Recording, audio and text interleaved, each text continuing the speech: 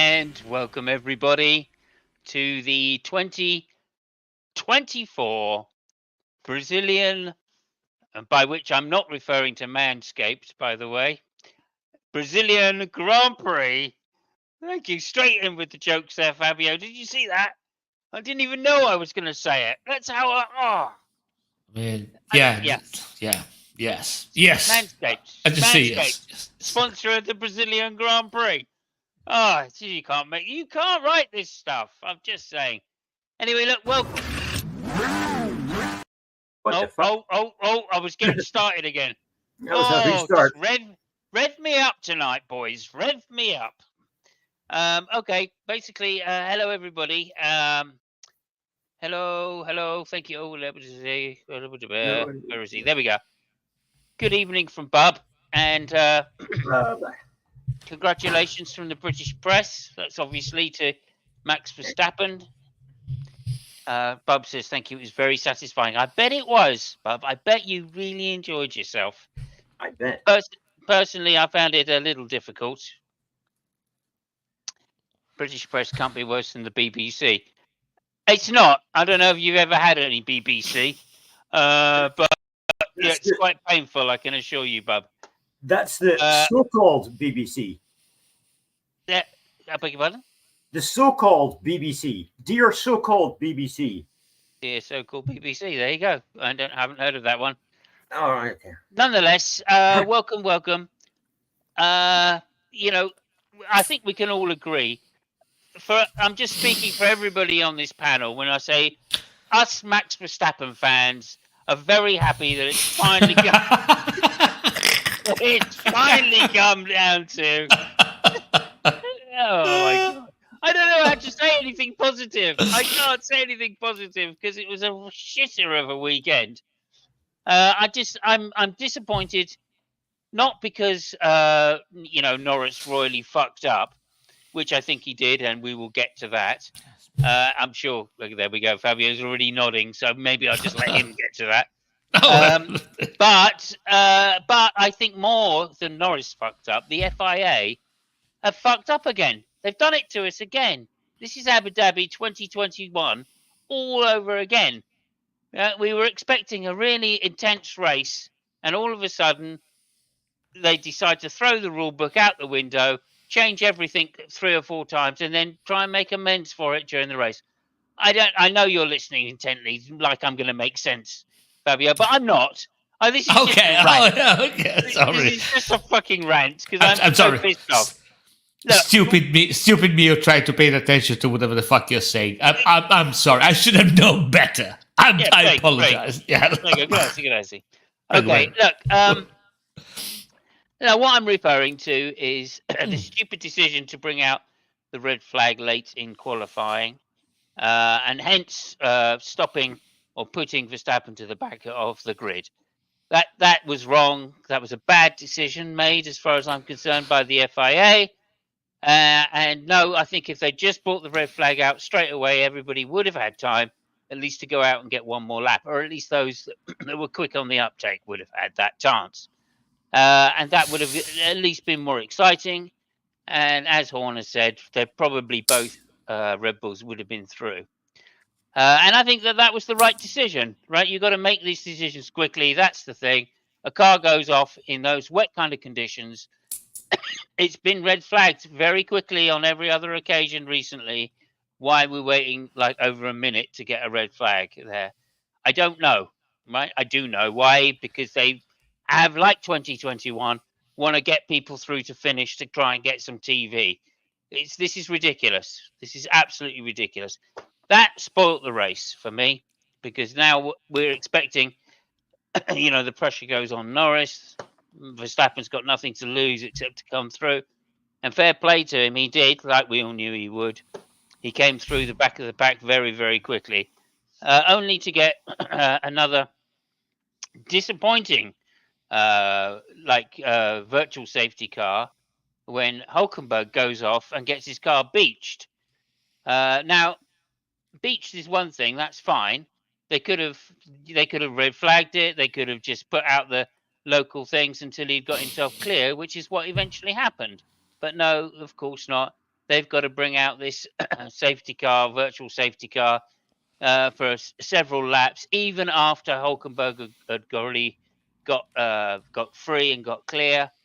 And this is just the FIA interfering with the race, just not following procedures.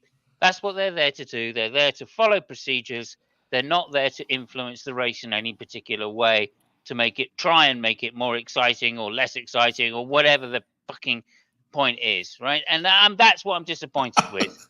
That's what I'm upset about. It's the FIA interfering with the TV program to try and make it entertaining. I don't like it. Okay, please stop. It fucked up 2021. They've now fucked up this end of race rattle. Anyway, there we go. I'm now going to talk about the race because I've got it off my chest now. Got it off my chest. I'm glad you did. all I'm saying is I'm glad, right, that we've got this out the way with, because now we're not going to have any of these stupid fucking FIA steward results trying to fucking throw flags at the right time rather than just doing what is right for the safety of the race. Anyway, right, here we go. Needless to say, it was an absolute bloody nightmare of a race. A lot of rain coming down. People didn't know what tyres to go on. Of course, as always, we've got Pirelli fucking up the wet tyres again. And, what? Because people know they can't go racing on wet tyres. There's no point putting wet tyres on your fucking car, because as soon as it becomes time for wet tyres, they'll stop the race. I don't know why you are. I mean, I'm sorry. How is that the fault of the tire manufacturer? They're the ones that brought this fucking shit tire rule in. Okay, it's their fault because they made it and they brought it. Yeah. Okay, fair enough. Okay, yeah, cool. Yeah, it's entirely their fault. Look, it's a time. Yeah. If we don't have tire heaters on the wet tires, so these cars are going out on stone cold wet tires, right? Trying to get heat in the tires so they can get some grip. They can't. That means we can't race on the wet tires. Simple as. Okay. This is fucking. What's the point in taking wet tires if you can't race on them? Honestly, we know that as soon as somebody goes out, as soon as it's time for wet tires, they're literally going to say there's too much spray, no one can see anything ahead, red flag. And that's Pirelli's fault. And that is Pirelli's fault, yeah. Okay, yeah. Yeah, it might not be Pirelli's fault. Hold on, Wolf. This is a historical moment. He said it might not be Pirelli's fault. Pirelli's fault. Yeah, okay, It might just be the fucking FIA and their stupid fucking decisions. But I've already had a go at the FIA, so now I'm turning to Pirelli. It's about these bloody tyres and not having tyre warmers on the wet tyres, which means no one can do anything anyway. Honestly, I don't. Anyway, whatever. Anyway, look. Let us know how you feel. Yeah, I will. There is going to be very fucking little about the racing. This is my turn on this. This is all rant stuff, okay? So on with the rants. Don't keep it in the inside. Just express it. Yeah. I won't. Keep it inside. I won't. Yeah. Fucking FIA. Do you know who I blame, Fabio? Do you know who I blame? Well, it's either Pirelli or the FIA. I'm confused. Ben M. Sailai. Oh, okay. Yeah. That's the other dude. Yeah. Whatever his name is. Ben Slime. Anyway, look. I'm just saying, right? So then we start off, right? And as usual, I think it was Stroll that went off in the first corner. Yes. And then decided to drive into the deepest gravel pit on the whole circuit. I mean, okay, it's Stroll. He's only got 160 odd races under his belt. Yeah, he doesn't know better because I don't know why. Why have we still got fucking Stroll on the fucking grid? I know. Why? After all this fucking time. I know. He just drives straight into a fucking gravel trap. I know the answer. Okay, go ahead. Wolf, do I get points? Because I know the answer. Oh, I might. It's his dad? It's his dad? Daddy Cash. That's a point to Fabio. There you go. Cheers. Does that mean he doesn't know that he's driving a Formula One car, not a rally car? Right? You know, Who I could, knows? like, if Carlos Sainz did it, I'd be going, all right, he's thinking of his dad. He's channeling his dad. That's Yeah. why he drove into a gravel pit. Yeah. Fucking idiot. Anyway, so that was that. So then we got a false start at the beginning. That stressed everybody out, including me, and definitely Norris, you could tell. And Oh, surprise, yeah. surprise, Norris did one of his classic starts. What's his classic start? Go The from wrong pole one. position and lose into the first corner. Yeah, of course. So Russell just passes him in what has been described as the worst Mercedes since 2022. Anyway, there we go. Actually, I think that Norris this time broke a fucking record. Oh, did he really? Another one? Yeah. Go on, what was his record? No, it broke. It made the worst possible start ever when he wasn't supposed to move. That is even. Okay. Yeah, there was a lights infringement on the first time round. They're all supposed to just stop on the grid and let everybody come out and sort the cars out.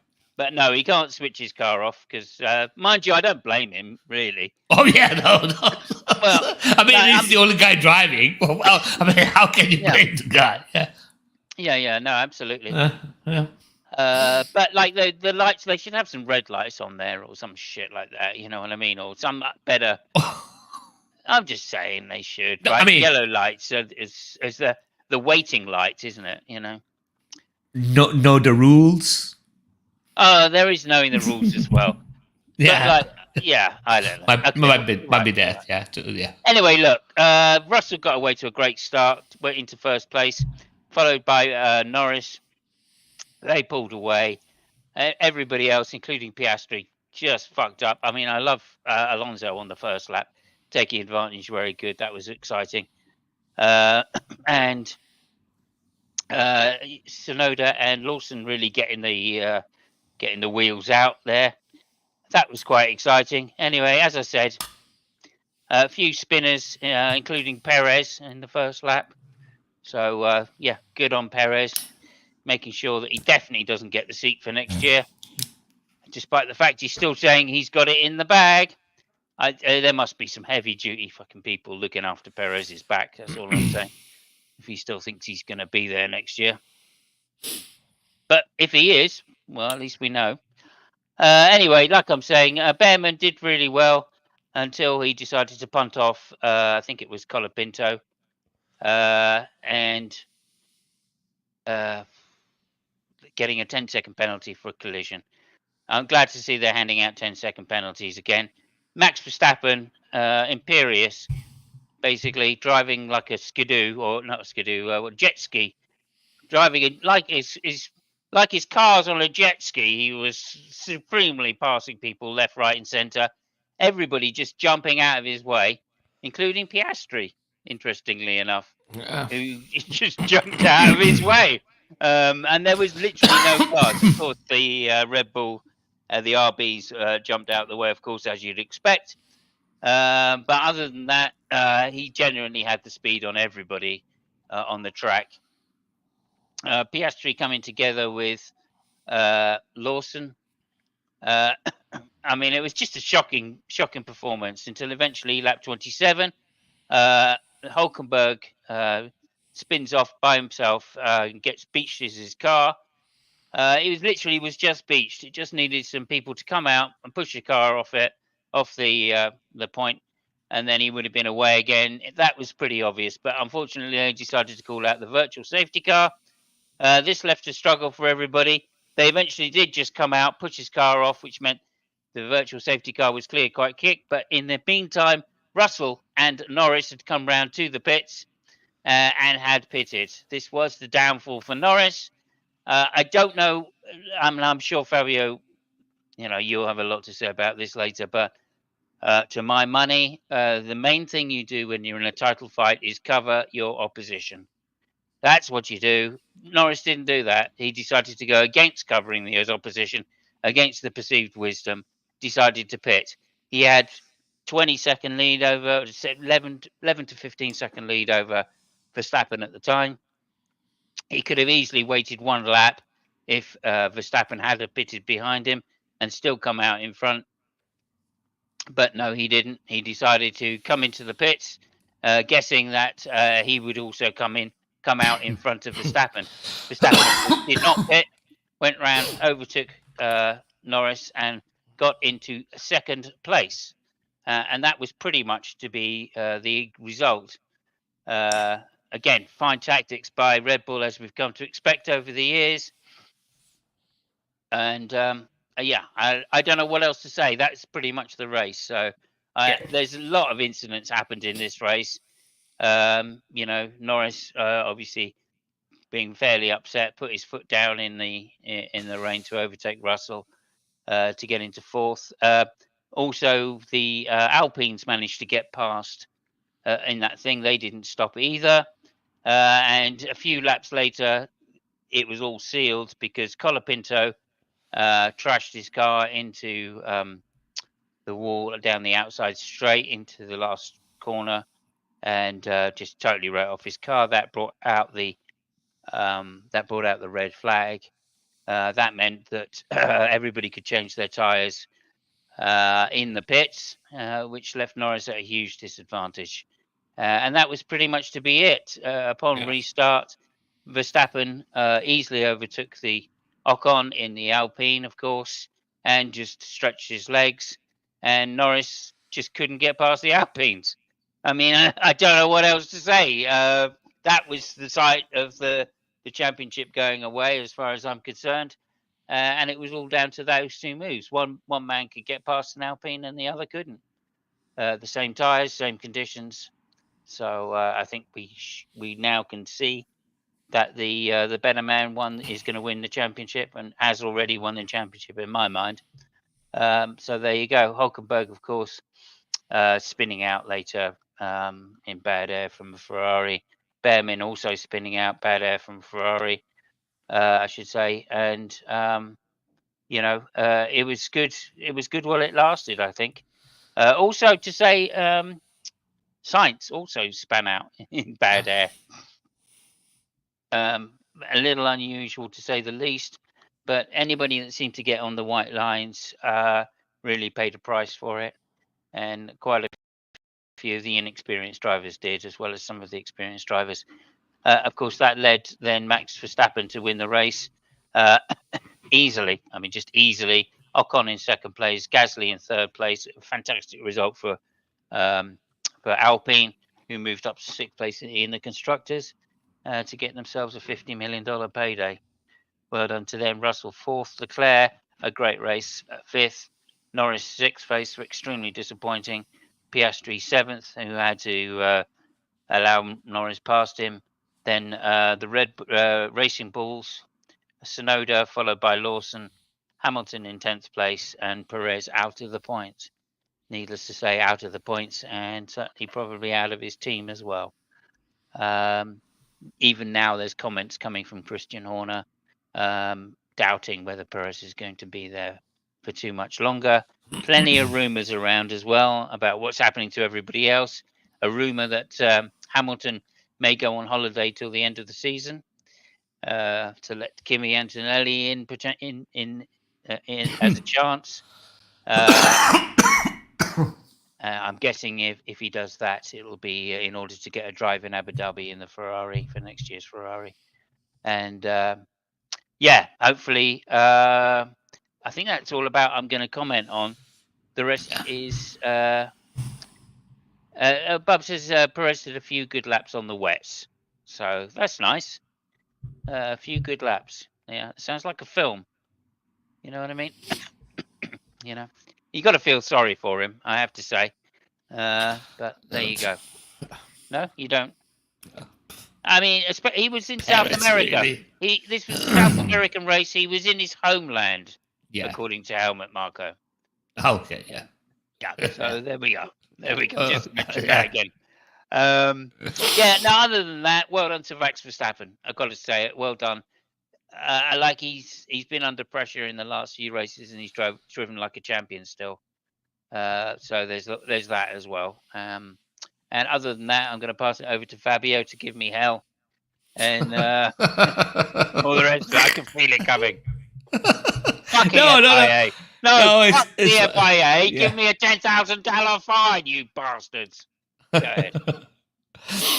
So yeah, I mean, I'm going to start from one of the points you mentioned. I mean, you mentioned a lot of points, but yeah, the Norris tactic was really weird. And again, it's the same old story. I mean, the guy's not ready. The team is not ready.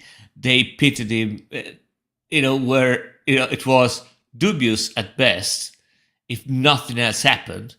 The funny thing is that Leclerc pitted shortly before, and he found himself deep into traffic. So that was the wrong decision. And I mean, I know that the Lando blamed, being unlucky for the safety car and stuff like that.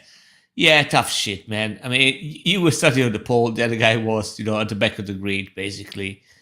And I mean, Verstappen showed what it takes, to win the championship properly. I mean, yeah, you gotta win the race, or at least win the competitor, which Lando obviously hasn't been able to do that, for quite some time. And yeah, I mean, there is that. It's a lost chance. I think the person which has been most relieved by the race is Piastri, because now he doesn't have to give him back the position anymore. He had to give him back the position in the sprint race. They asked him to give him back the position in the race. And now it's just like, yeah, fuck it. I mean, now I'm gonna race the way I want. So I think of all the drivers over there, yeah, of course, Verstappen is happy because he basically nailed the championship. Actually, the funny thing is that he next race, which is going to be in Las Vegas, he might be winning the title in Las Vegas if he manages to go to finish ahead of Norris, which I think it would be. I mean, it's a good place to win a championship in Las Vegas. So yeah, there is that. Yes, that chance, and seeing what he has shown, I think there is a really good chance now. What else? Okay, I might surprise you when I say that I'm pissed with the FIA too, but for none of the reasons that you mentioned. The thing which is really weird to me is that the FIA. So the Sao Paulo circuit has been resurfaced, and that tarmac is fucking atrocious. It doesn't rain. It's slippery. They haven't raced enough races over there. So the fact that they gave permission to race on that new resurface with that new tarmac is beyond me. I mean, when it started rain, basically all the drivers, including Leclerc, which just pitted with new intermediate, they were asking for a red flag, because it was like it wasn't a car race anymore. It was basically they were racing offshore motorboats. It was really, really bad. It was literally a river after the Senna S's. It was really bad. So everybody was complaining about that. And I think most of the blame must be assigned to the way that the tarmac, the conditions of the tarmac. So yeah, there is that. Other than that, good surprise for the Alpine. They just made a huge jump ahead in the championship, which is good money. I am really sorry for Williams, because I think they lost 2 positions in the championship. And other than that, they have a massive amount of damages, which is gonna be hugely problematic for the small team. So yeah. So I'm just got to say this. I've got to say something. Now, 3 cars. They lost 3 cars this week. Yeah, it's. I mean, all I could think to myself is, the Vowels guy must have been thinking to himself, "Oh, why did we sack Logan? Why did we? At least when he crashed, he didn't damage the car as bad as Colapinto." Yeah.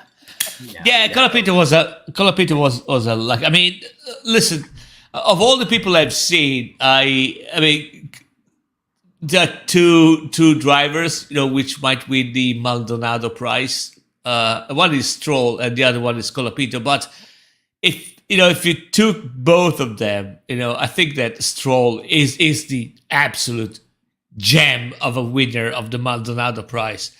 Because I mean, Colapinto was trying, to get some, to reach the group. it is true it wasn't a safety car, but he, from the images, he totally lost it, and at least he was trying. And the problem with the F1 is that all the cars, you don't race too much in the rain, and that is something that you touched, and I'll get there in a second. I mean, but this is something that you get with when you get experience, and he's not experienced. But Stroll, as you mentioned, has been racing like fucking forever. He went out. The funny thing about Stroll is that he went out not in the sand, and then decided, to that's a good idea to get back in the track, by crossing that piece of mud, and it just beached the car. That was beyond me. And there were also a lot of funny things. The aborted start was another thing which blew my fucking mind. Aborted start, everybody stopping, and then Norris decides to go. And I think Tsunoda, Lawson, maybe Piastri, can't remember. They were under scrutiny, for that. Leclerc actually was one of the people which shut off the car, and then saw everybody moving, said, what the fuck we do? So he restarted the car, and then he moved again. I think that the first person not to properly move was actually Colapinto. There was a bunch of cars stopped on the grid. Yeah, on the grid.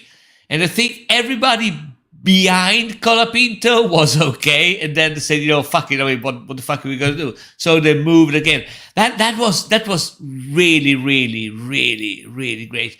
And I think everybody should have been penalized, but Sainz, which started from the pit, which was the only one which did not move, Yeah. So yeah, like what the fuck are the teams doing?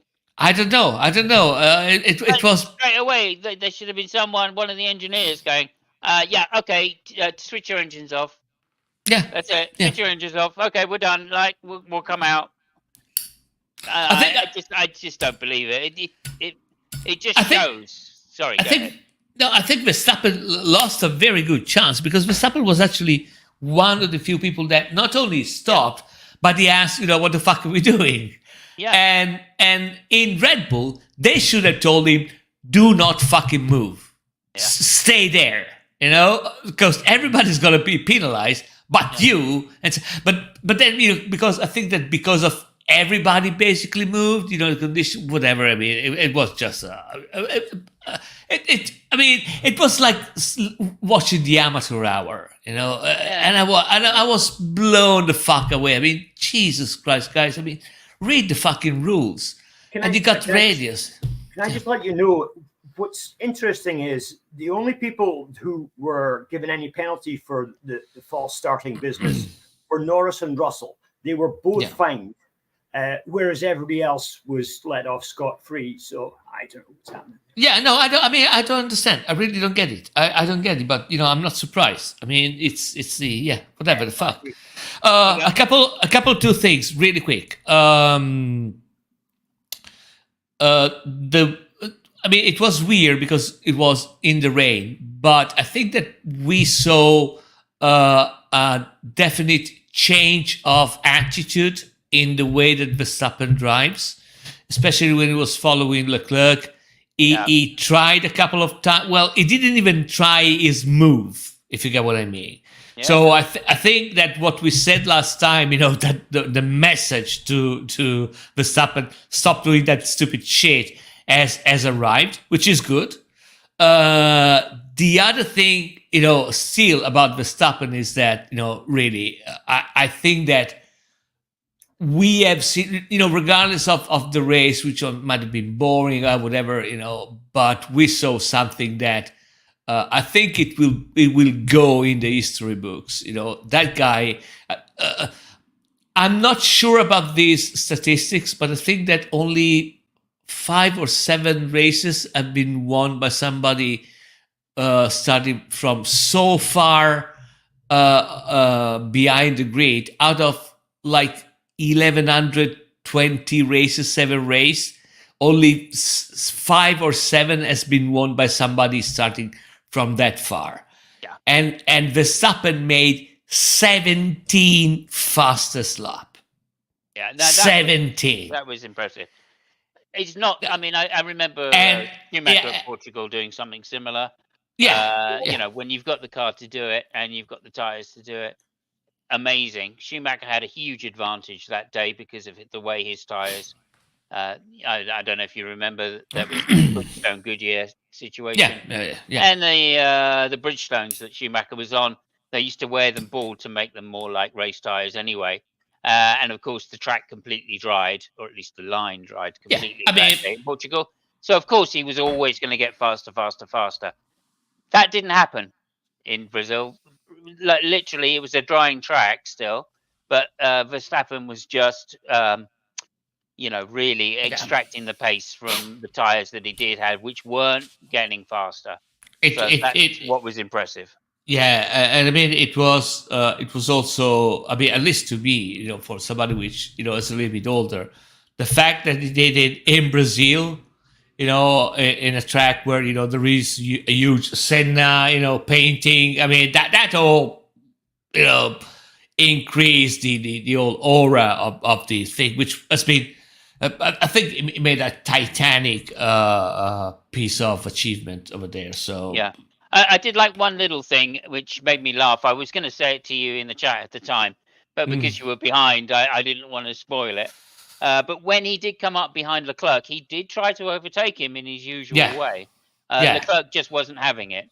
I think that's why he chose not to push Leclerc, because Leclerc had already shown that he was not going to back down and just let him pass. Every other driver that Max Verstappen overtook, pretty much just let him through because they knew he was a lot faster. Let me finish saying, because they knew he was a lot faster. And like I'm saying, like most of those cars, you can understand exactly why. Piastri, no, that was a sign. That Piastri was a sign, just to say, look, I'm really pissed off having to let Norris through. And I'm just going to I'm not even going to hold him up. I'm just going to let him through because I don't give a shit. And like you said correctly, I feel, and I hadn't really realized this before you said it, was just in order to, so he wouldn't have to let Norris by in the future. And so why not just let Max Verstappen by? So, I mean, like, Norris has had no help from Piastri whatsoever. Well, I mean, he had help with the sprint race. Now we can see. Now we can see that. He's obviously letting them by when his team tells him, but that's fine. But what I wanted to highlight here, before we pass it over to Lucky, was just the message. After the first attempted overtake on Leclerc, Max Verstappen came on the radio to his team and said, he tried to push me off. He pushed me off. He didn't give me enough room.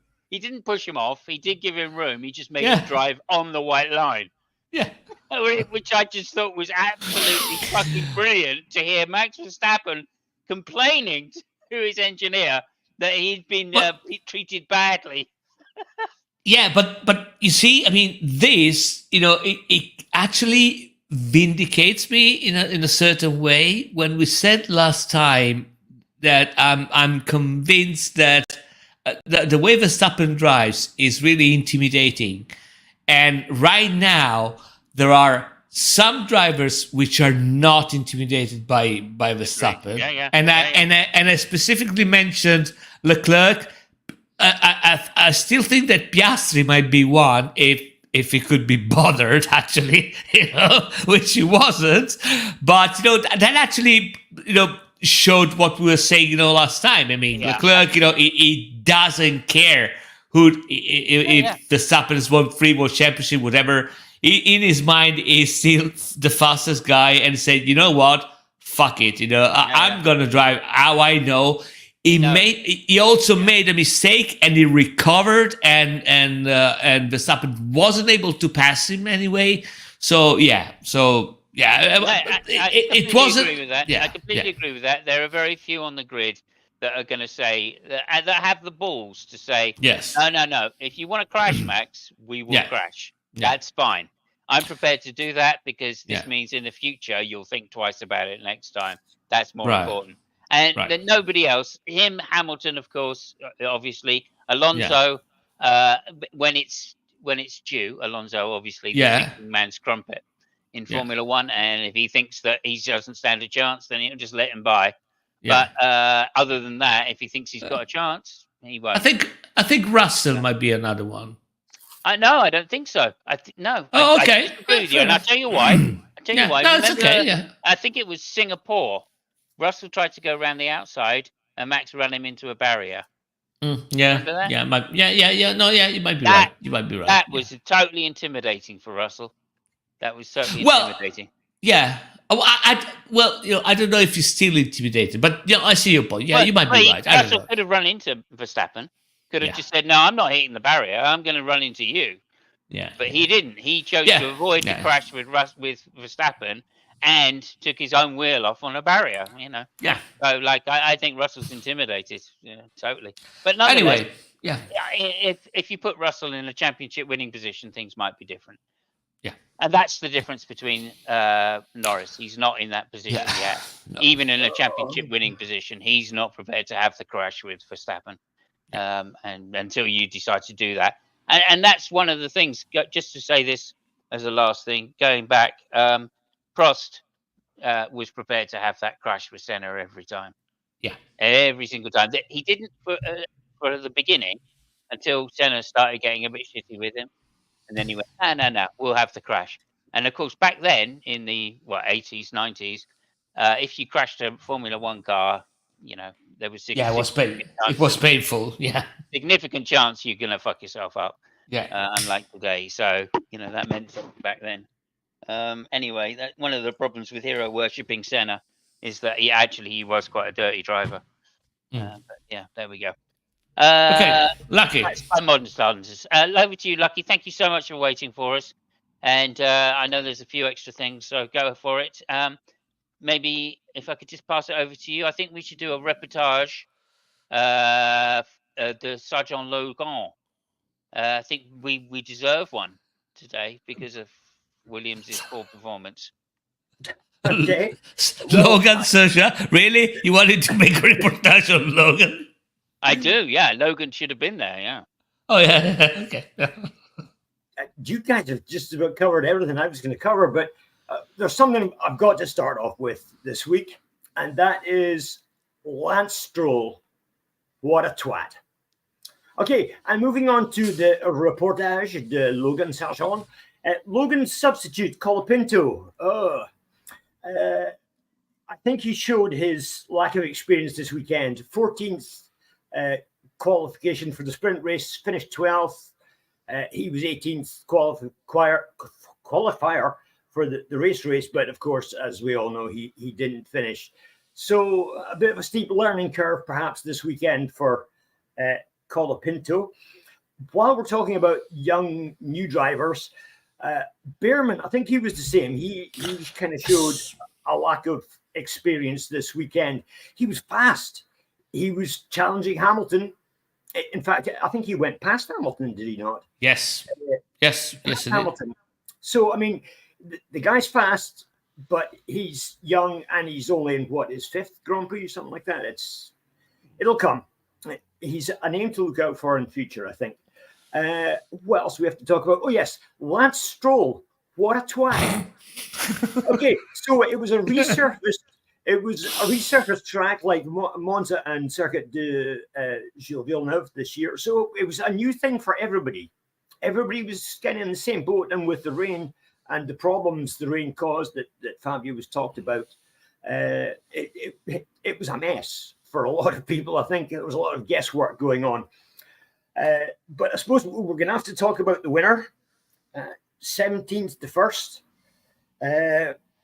Now, opinions are divided here, and I'm not sure about this.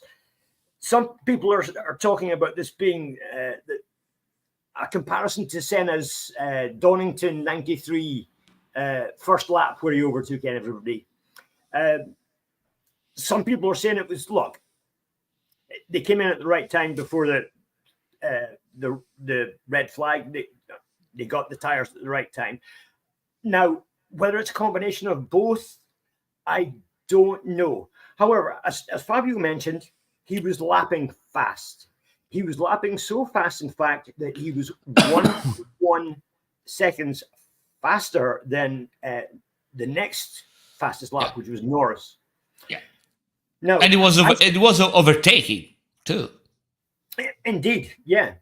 Now, I mentioned last week that Verstappen's business with Norris taking him off at Mexico was not the driving of a 3-time world champion, soon to be 4th-time world champion.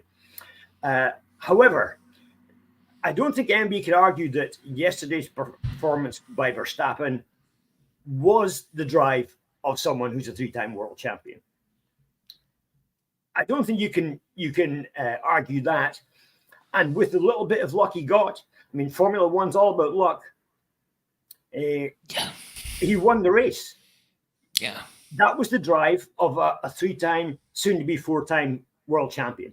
And he doesn't need to do that business he did last week because he can drive like that. Yeah, but you see the thing. I'm sorry interrupting you. Because you've been talking about lucky, and yeah, I mean, he was lucky. I mean, first of all, he wasn't the only one being lucky. Yeah, there is that, and also a lucky thing can happen to anyone in the race. That happened. It happened to him and to somebody else. Cool.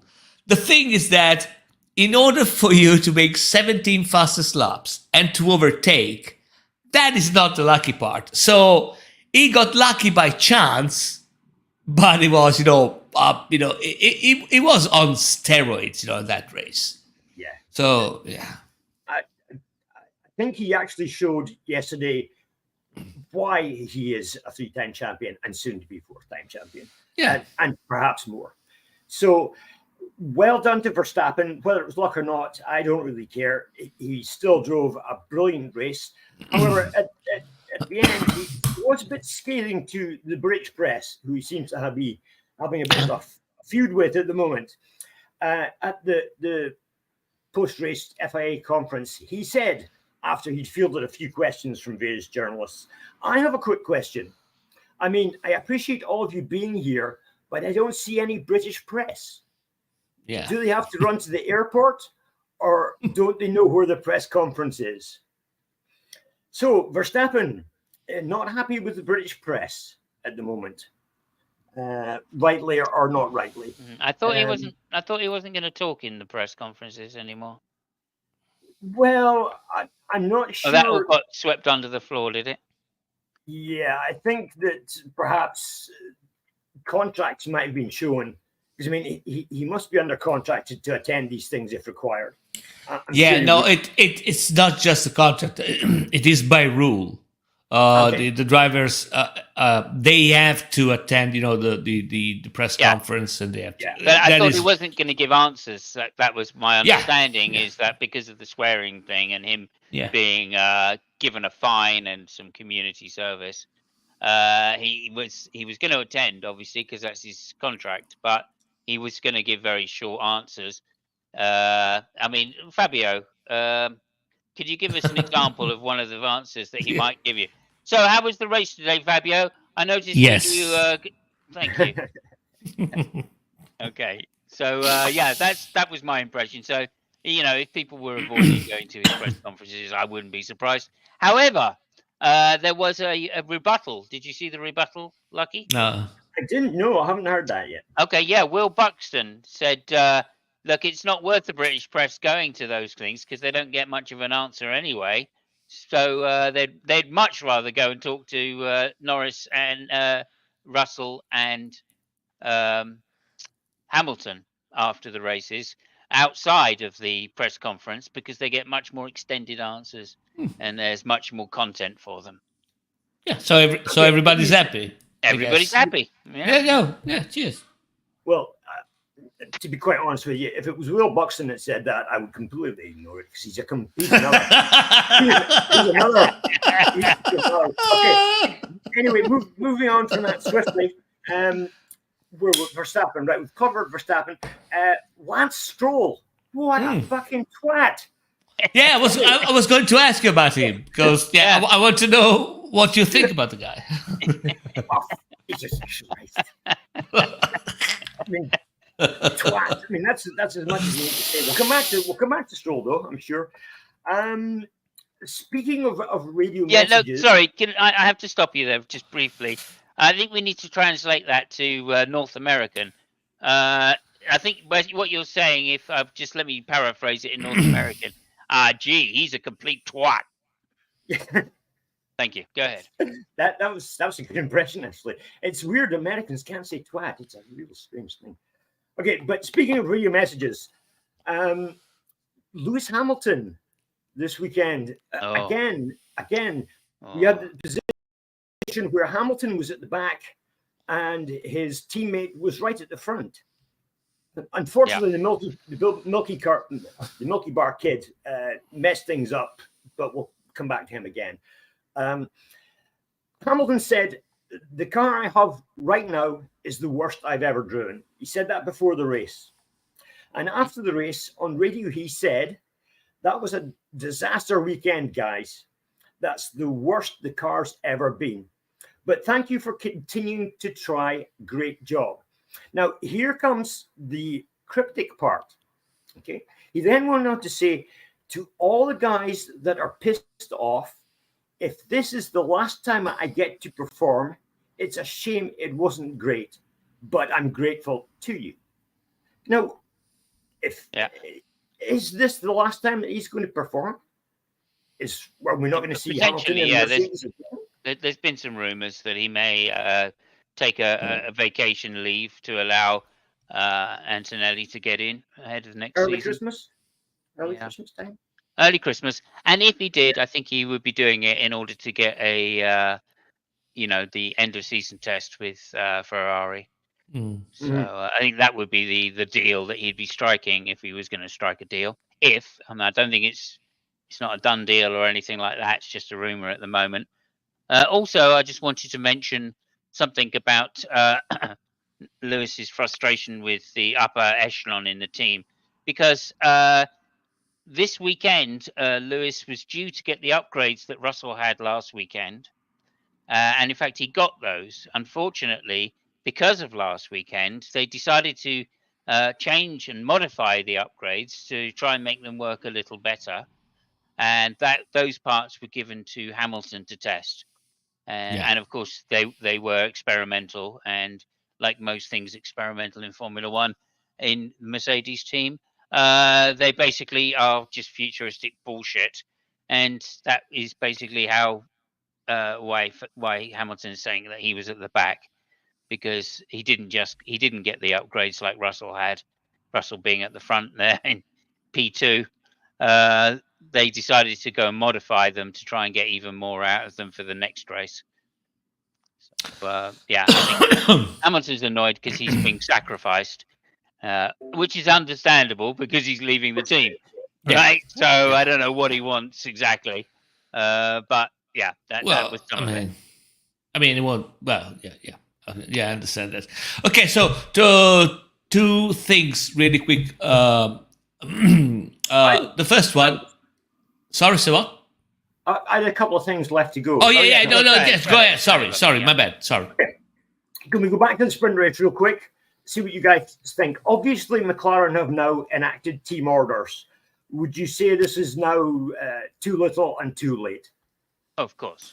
Well, I mean, it wasn't at the sprint race. It was. No, I mean,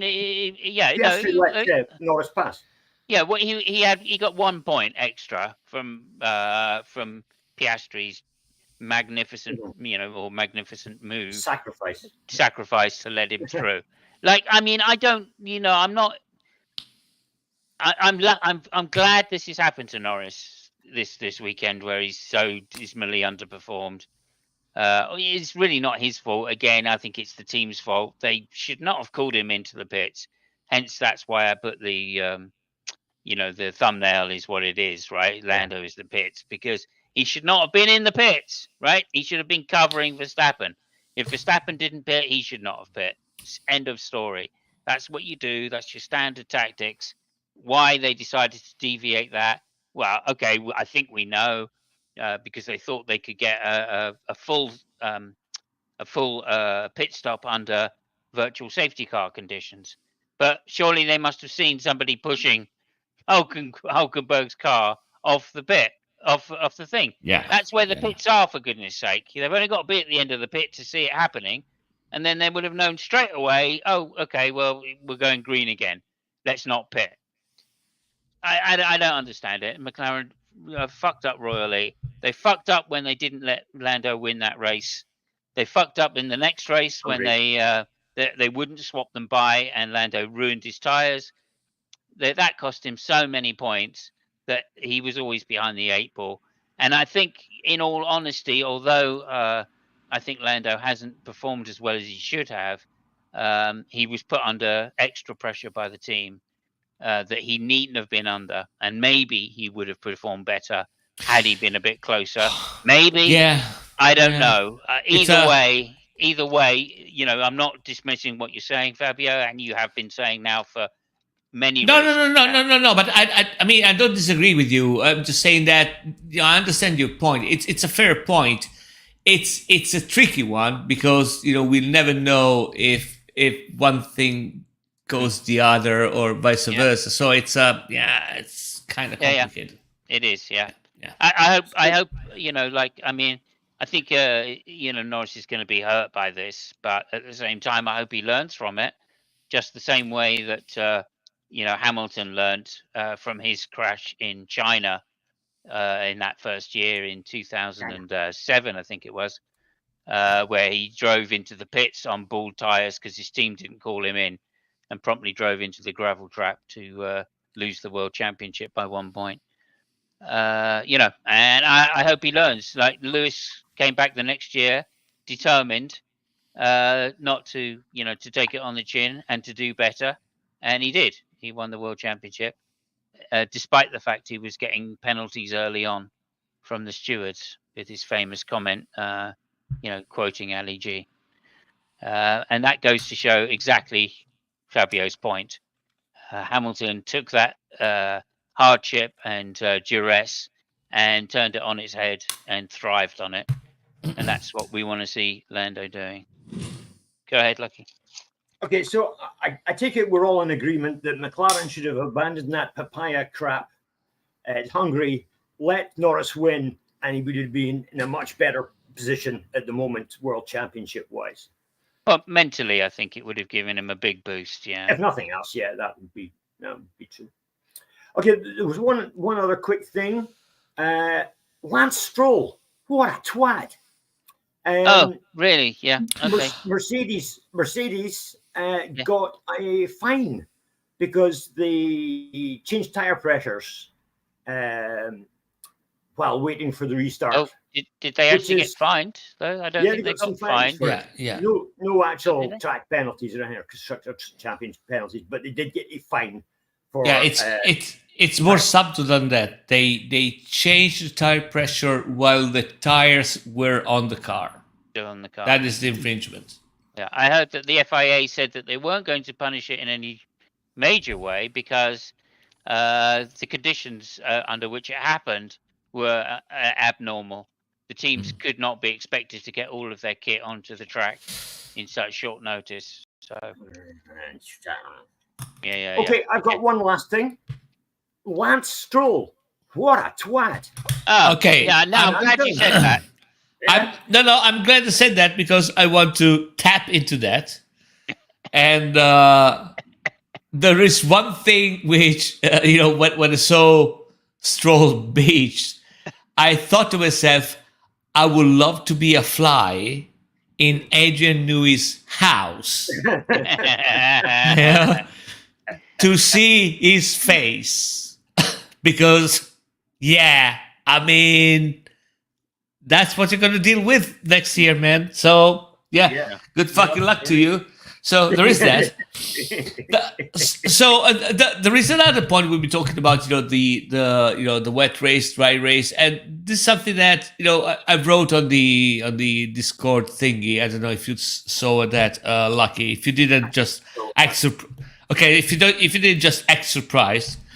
there was an interesting. So when they were supposed to have the qualifying on Saturday, that nobody did actually.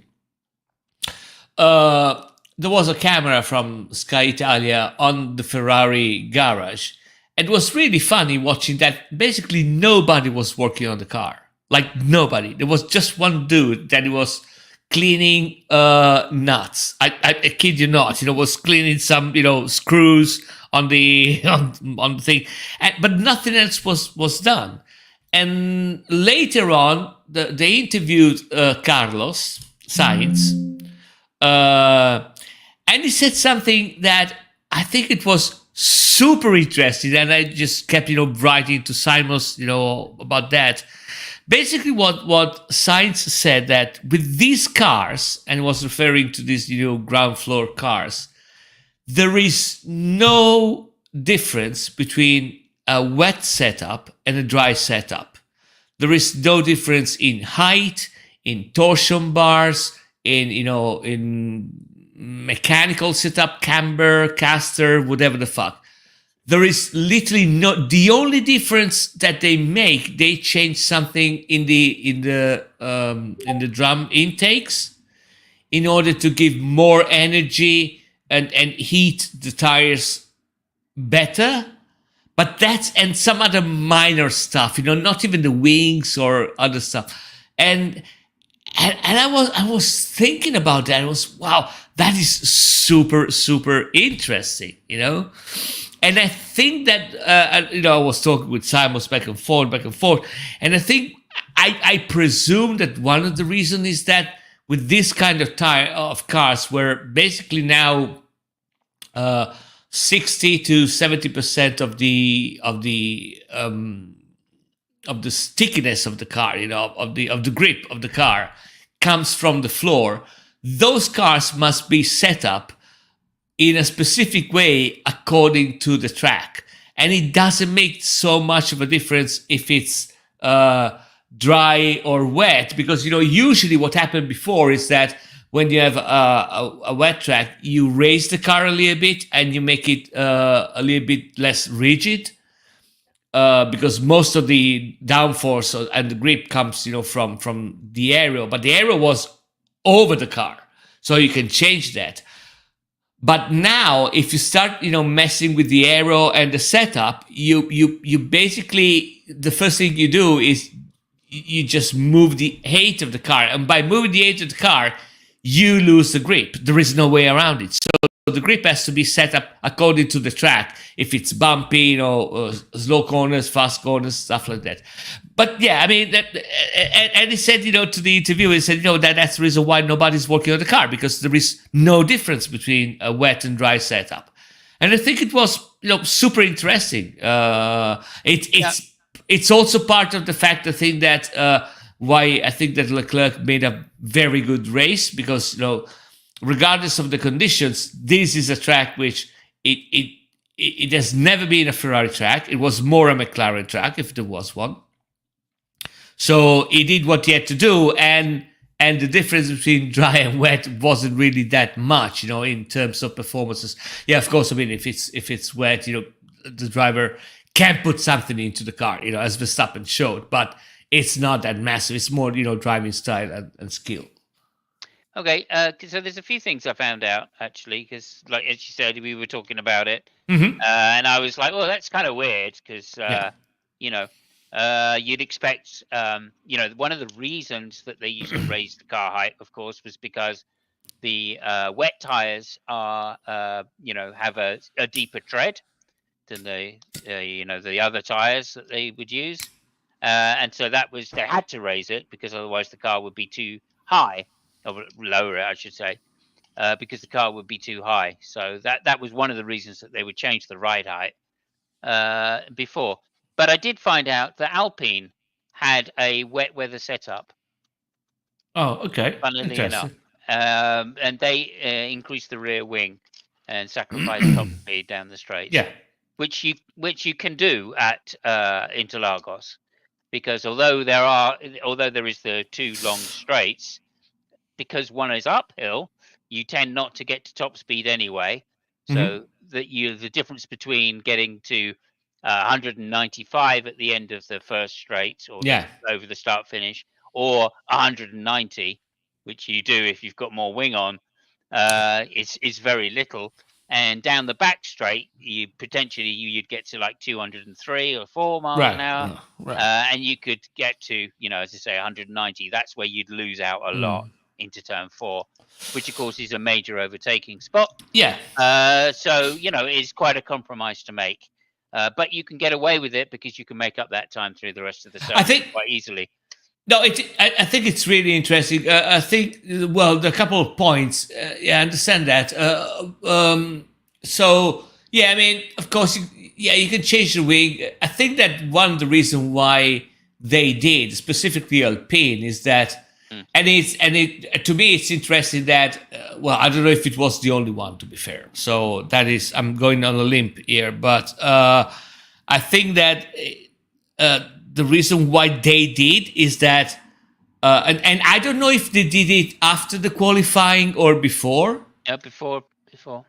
Oh, okay. So yeah, I think, well, Alpine is in the situation where actually you have to try something. You know what I mean? Agreed. Yeah. So agreed. yeah. Also, they have a less powerful engine. Right. So they're not going to achieve the same top speeds anyway. Yeah.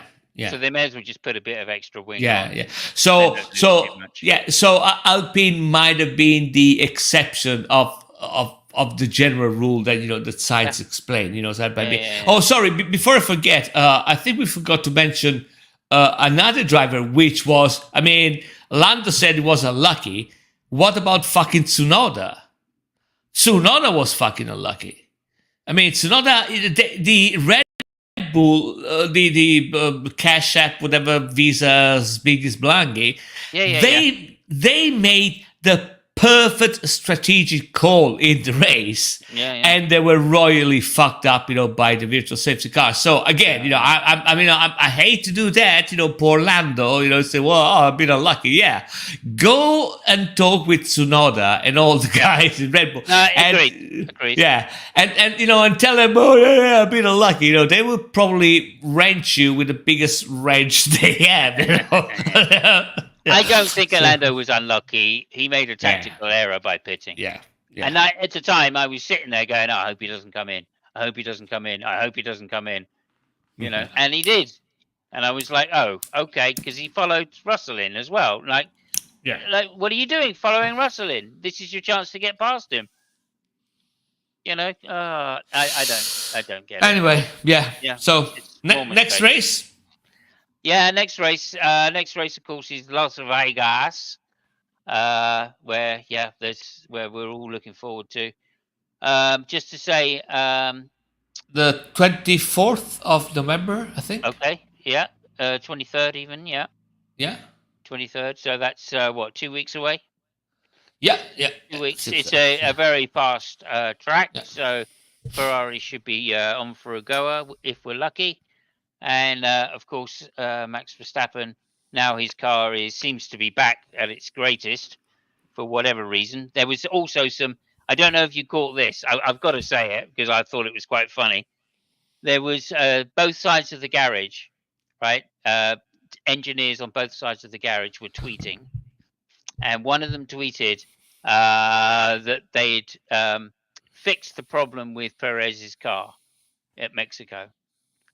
Oh, okay. And Max Verstappen's side, said, "Look, you're not supposed to talk about that." So, what are you fucking doing? What do you mean fixed it? It was never broken. You know what I mean? Yeah.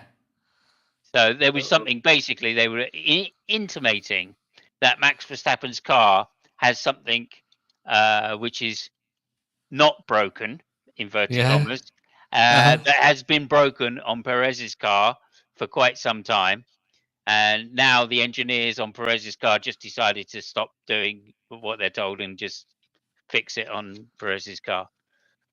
But they're not saying what it is, of course. Wow. So that basically leads into the idea of that they've had an issue that they've been cheating another way, right?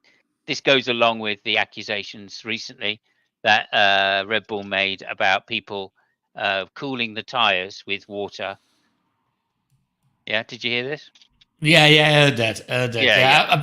I find it really funny that that rumor was brought up in that race, but it was not lack of water, but Yeah, but this was before the weekend. no, I know. This was before the weekend. So, like what they're saying basically, and what people are assuming is that Red Bull had been doing that for some time in Max's car, and in fact, what they've decided to do now is in Mexico was do it on Perez's car as well.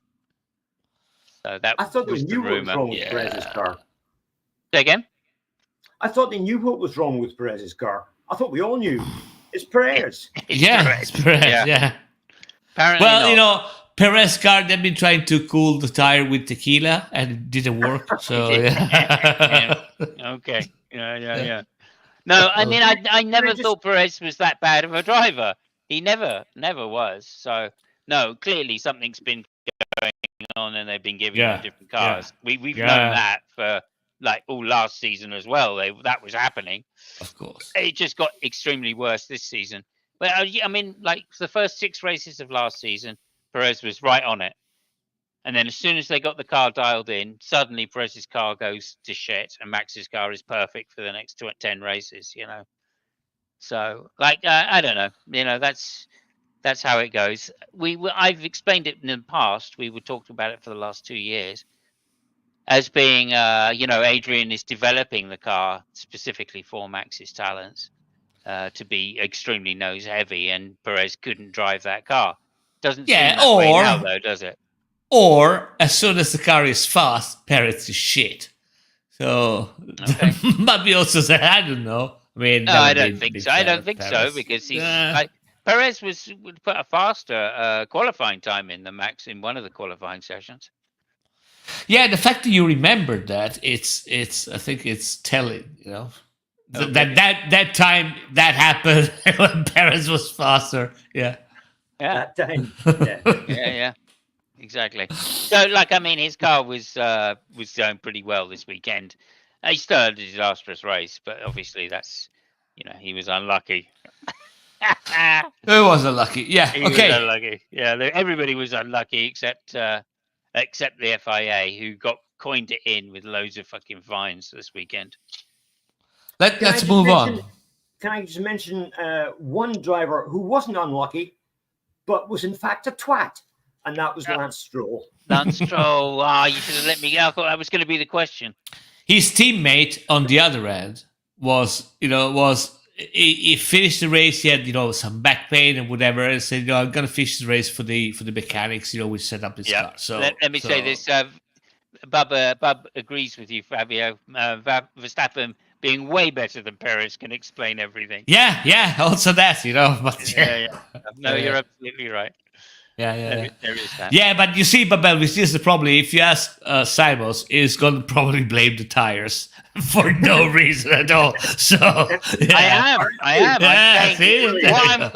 What I'm saying directly is they've been cooling Max's tires with water.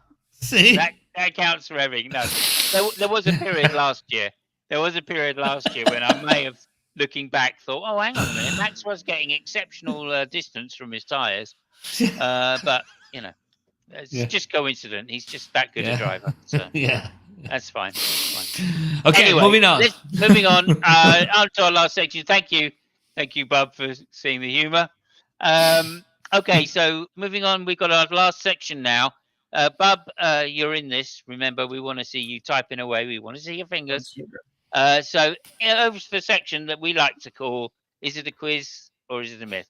So is it a quiz? Is it a myth? Is it a quiz or a myth? Or a myth or a quiz? Is it a quiz or a myth? Is it a quiz and a myth? Or a myth or a quiz? Oh, not quiz or a myth. Okay, we're quizzing. Or a quiz? We're going to be quizzing today. Just quizzing today. Thank you. Yeah, we're quizzing today. But there's a bit of a story with it, so I'll mute up. Well, no, you don't need to do that. Okay, we're going back. Is it Lance Stroll is a twat? Is that the answer? Is you a twat? Sorry. Is Lance Stroll the answer? Well, he's definitely a twat. Whether or not that's an answer. Oh, okay. I was going to get the answer before you asked the question. So is the question who's a twat? Well, Okay. Yeah. everybody knows the answer to that question, so you don't get any points for it. You don't get any points for it, I'm afraid. But you'll get points for today's quiz question. Round 21, we've only 3 rounds left, guys. Round 21 of the F1 Trivia Intercontinental Championship. Still, scores have been a bit static the past couple of weeks. Fab's out ahead on 12. Simos 3 behind on 9. Bubs got a slow pit stop on 4. Avanti and Odin both on 1. But there's 3 points up for grabs today. So you could draw level, Simos. Yeah, no, I'm going to use some Red Bull tactics in this particular round. Go ahead. Okay. In 1987, guys, you will recall the. I don't, but. 1987, who could forget? Yeah. That was the year after 1986, believe it or not. I do. I remember 1986, yeah. That was So the in year 19 just before 1987, as I recall. Well, funnily enough, you're absolutely right. Yeah, thank you. I'll take a point for that. Yeah, no. Okay, is that Jody Scheckter and Mo Fergeri, is it? Yeah, I mean, so before the reason I put that picture and I'm covering Jody is because the 2nd of November was 2 years that Mauro Fergeri died. So I just wanted to have the guy here shouting at me.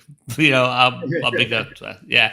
So yeah, the one of the greatest, if not, and I'm biased, the greatest F1 engineer ever lived. I mean that guy was total. I mean he made chassis, he made engines, he made aero. Yeah, it was the full package. Yeah. Not like these specialists they have these days that do one part and one part. Yeah. Do I get 2 points for getting Jody and Mauro though? There you go. Okay, so 1987, guys, you'll remember that Nelson Piquet won the championship, and Williams won the Constructors' Championship. However, there was a different championship that year. Now, yes. Wait, just wait. Okay, a different championship. There's 2 different championships that year. There was the Jim Clark Trophy, and there was the Colin Chapman Trophy. Okay, I want to know what team won both trophies, and I want to know the driver that won the Jim Clark Trophy. So you've got winner of the Colin Chapman for Constructors' Championship, and the winner of the what's his name, Jim Clark Trophy.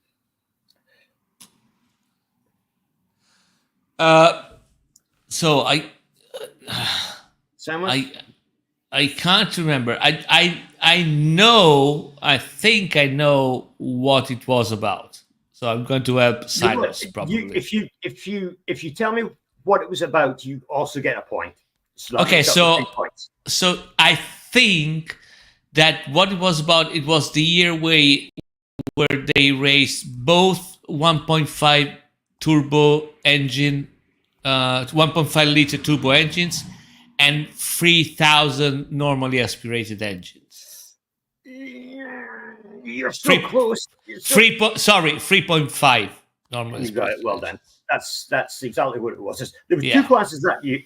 Yeah. There was the turbo cars and normally aspirated 3.5 liter cars. Yeah. Okay. But now we've got the winner of the now is the tricky part. Colin Chapman. Chablis, whatever his name is. Renault. No, it wasn't. No, it wasn't Renault. I'm going to give you a clue, okay, which will help Simos out quite a lot, hopefully. The winner of the Drivers' Cup and the Constructors' Cup were both British. So it was a British driver and a British team. Oh, wow. I think. I think it is. He doesn't know. British Cup. Well, British team. Got to be McLaren. Didn't think they had a turbo though, did they? No, it Or wasn't McLaren. Elf, maybe, whoever that was. Ford. Elf. Well, you just about said it, but it's not Elf. It's not Elf. Ford. No, Brabham. team. Martini. Think Brabham. team. No. Think Elf. Elf. Team. Tyrrell. Yes. Okay, I think I got Tyrrell. Okay. You've got the Constructors. So that's a point each. So Okay. Oh shit! He muted the mic. I said Tyrrell. He muted the mic. Fucking asshole. Fucking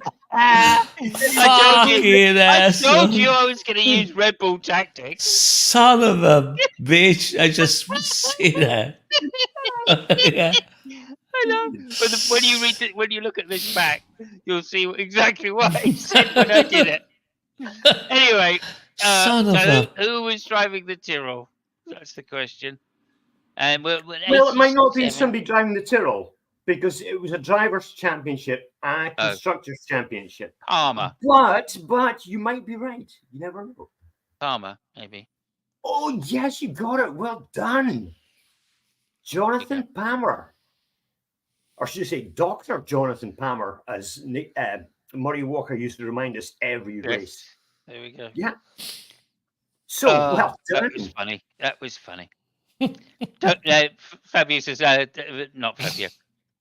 I have no F1 knowledge. You do have a lot of F1 knowledge because I think you have 4 points, Bub. So, yeah, clearly you do have knowledge. Yeah, absolutely. However, especially, I mean, questions like that are before Bub started watching F1. He was a 90s starter, I think. Yeah. So I thought you were going to ask a question about Mansell because that Mansell-Piquet rivalry was pretty heavy that year. That 87, yeah, that was one of the Also, I think that might have been the last time. Ferrari, that might have been the no, he went to Ferrari in 89, I think. Was it? Okay. Yeah, but also I think that might have been the last year they raced at Adelaide as well. That might be true, yeah. And I'm not certain, but that was Adelaide was really like a tough track to drive back then. The curves were like 3 feet high. What's Adelaide circuit? In fact, I can tell you if I can get to the bottom of this here. Was it the year? Was it the year that it was racing with the Red 5? 87. Yeah, I think so. Yeah. I think he broke down in the Adelaide race. That's why. Yeah. He was leading, or Piquet was leading, and then Mansell took the place and broke down, or something like that. Yeah, I can't remember. Go ahead. Was that the year that Mansell had shaken a box or something like that? Could be that. I can't remember. Or also, the year he hurt his back. Yes. No, that wasn't the year he hurt his back. But he might have been ill that year. You're right. But also that year was famous for a very interesting thing that happened. I don't know if you're aware of this, but in that year, a twat was born. Really? Can you guess who that is? Maybe Lance Stroll. No, I have no idea. I'm just making that shit up. But anyway, there we go. Okay, Thank you very much for that. Well, go ahead. Just hold on. We'll finish the story. I'm holding. As I was saying, 1987 Formula One Championship was run with 2 classes. That was the turbos and the 3.5 liter normally aspirated cars. The 5 teams. Yeah, 5 teams that competed in the 3.5 liter class were, and you'll notice a bit of a theme going on here. The 5 teams were Coloni Ford, Lola Ford, March Ford, AGS Ford, and guess what? Tyrrell Ford. So there was the 5 teams. Jonathan Palmer won the the drivers' championship due to having a reliable car, whereas the rest of them weren't that reliable, to be quite honest. Yeah. Which is, of course, the Tyrrell. And I think that may have been the last full year, that Ken Tyrrell was with the Tyrrell team before he left in disgust over driver changes that were out of his control. So there you go. DFV engine, wasn't it? That Cosworth DFV, the famous.